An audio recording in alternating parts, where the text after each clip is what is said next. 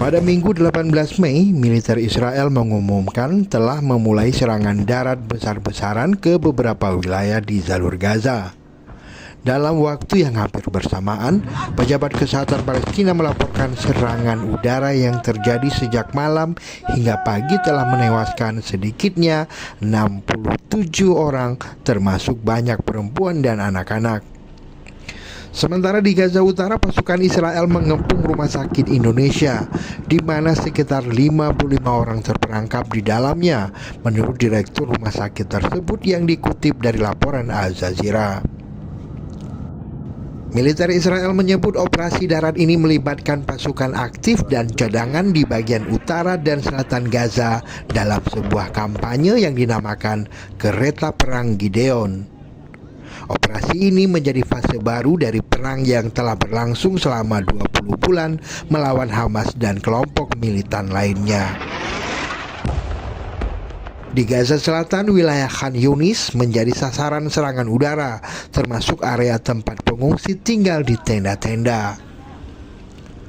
Kantor berita Palestina Wafa melaporkan bahwa selama 24 jam terakhir, sedikitnya 67 orang tewas dan lebih dari 360 orang lainnya terluka. Militer Israel menyatakan bahwa mereka akan terus menyerang kelompok bersenjata di Gaza demi melindungi warga sipil di Israel. Mereka juga mengklaim telah menewaskan puluhan militan, menghancurkan infrastruktur militer, dan kini menguasai titik-titik strategis.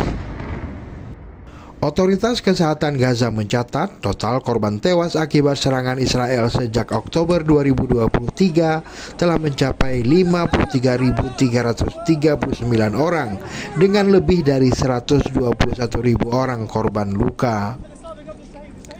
Mayoritas korban adalah perempuan dan anak-anak. Sejak Israel melanjutkan serangan pada 18 Maret, setelah jeda 2 bulan, jumlah korban meningkat menjadi 3.193 orang tewas dan hampir 9.000 orang luka-luka.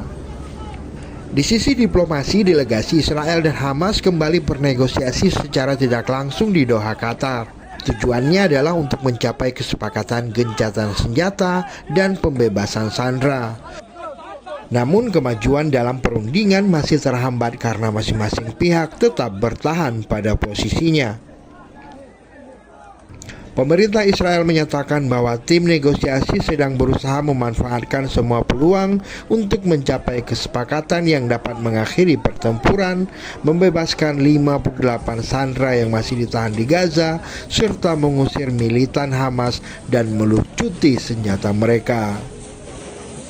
Beberapa pejabat Israel mengatakan tujuan dari operasi militer besar-besaran ini termasuk merebut wilayah penting di Gaza, mendorong sebagian besar dari sekitar 2 juta penduduk Gaza ke wilayah selatan, dan mengatur distribusi bantuan kemanusiaan di bawah pengawasan ketat Israel.